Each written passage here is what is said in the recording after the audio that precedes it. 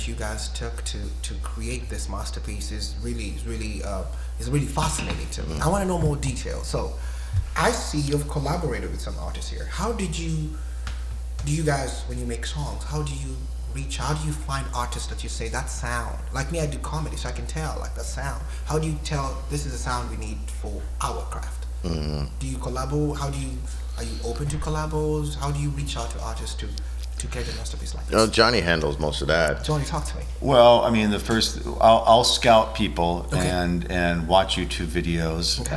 and if I'm sometimes I'll make contact with the artist, whether they're a vocalist, a violinist, or whatever they may play. Okay. And generally I'll send them a song and have them work on it, bring them in the studio. A song pre-written already? It's something that George and I have written that we've already produced or quasi-produced, where it's getting ready for the final stage of production, and we may need a violin part, for instance. And so I'll bring them in and we'll record them, and George and I will review the recordings and make a decision if the style fits our music, if it hits us, and that's really the extent of the process. I have a particular artist in mind. I have a particular artist that you guys worked with that I want to ask about. Miss Sophie.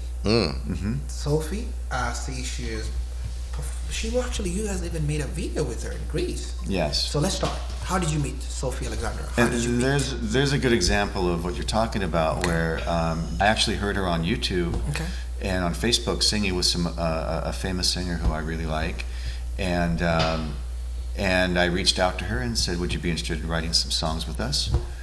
We have these original songs. Actually, the first one was a Bacolas. It was a bouzouki-driven song. And she loved it. And she found some lyrics that her father had started to write. So her father was a musician as well? Her father was a very famous singer from the 70s and 80s named Lakis Alexandru.